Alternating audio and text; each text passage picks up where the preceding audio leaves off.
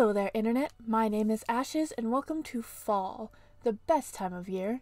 And with Halloween right around the corner, I know you want to show your spirit with some decorations. And while you could go to Walmart or Hobby Lobby to buy some, I know you would much rather go and buy the stuff to make the stuff at double the cost and 4 times the time. So, if you're like me in that way, here are 2 pretty simple ones that you can make. The first one being these really cute pumpkin candles. These are the greatest if you're looking for something super simple. All you need is wax, some kind of glass jar, some kind of sticker to make the face with, I'm using vinyl, and a wick. I'll also be using dye, but you technically don't need it.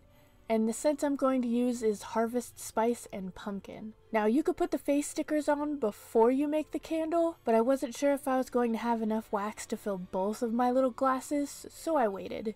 And I'm not an expert on candle making. The last time I made them, I put the oil in at too hot of a temperature, so they didn't smell like anything.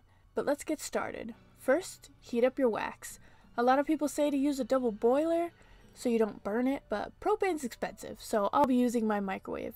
Just make sure to do it in increments of 30 seconds, and then stir it to avoid burning. Also, you can add the colors at this step. And then, after it's all melted and the color you want it to be, it's time to check the temperature.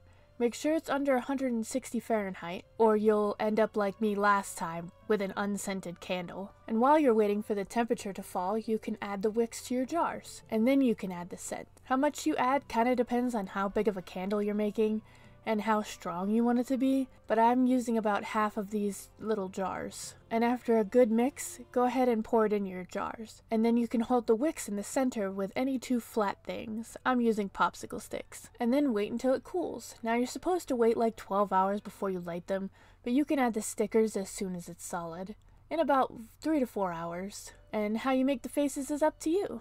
I'm using permanent Cricut vinyl that I happen to already have, but you can get some pumpkin face stickers, or you can draw some on black cardstock and glue them on. This is the fun part, so go ahead and add whatever you want. Also, you could cut the faces out with the Cricut, but I wanted to show that you didn't need one.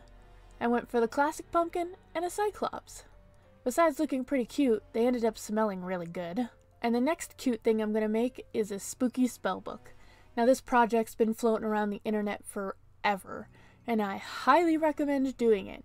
It is very fun, and you could pretty much do it all with one trip to Walmart or a dollar store, if you have a nice one. All you need is some kind of book, I'm using a blank sketchbook, some air dry clay, some tissue paper, glue, any kind of paint. I'll also be using resin for my eyes, but you don't have to.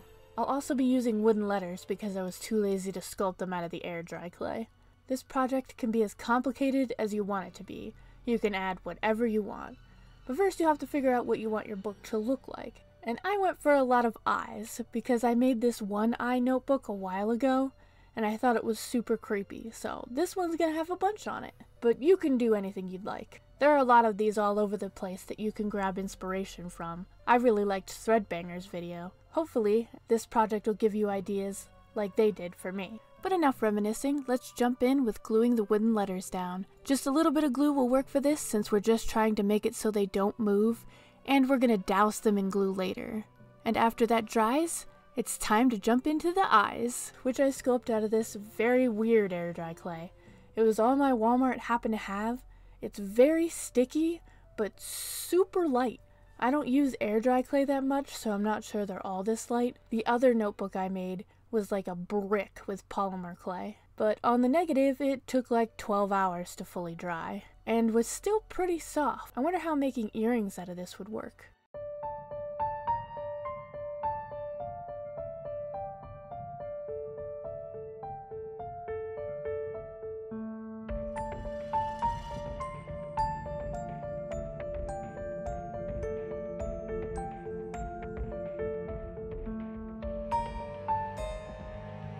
Time to make a mess with glue.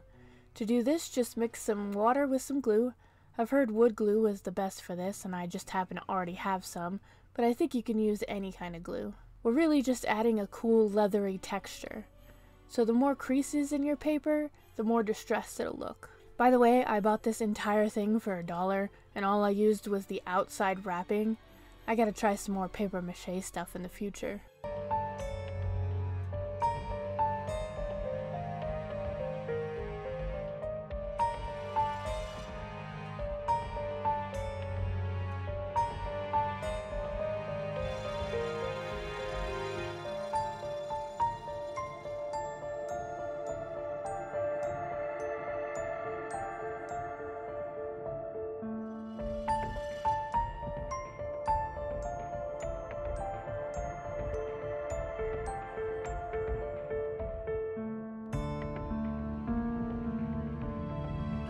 Then after you add it all over both sides of the books, it's time to let it dry.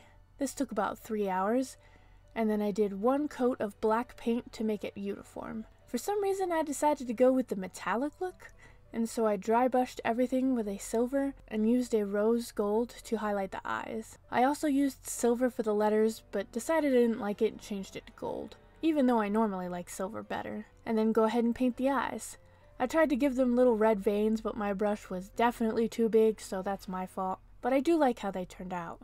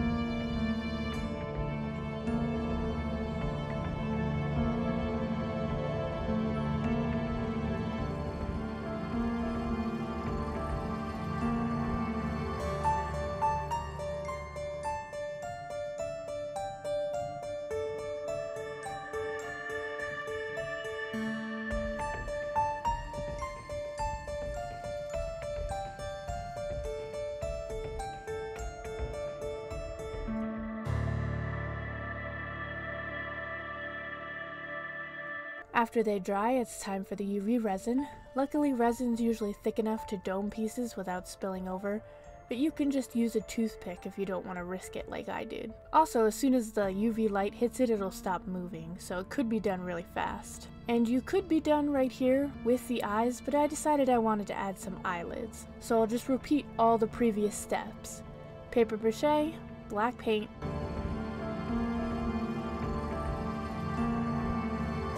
rose gold paint.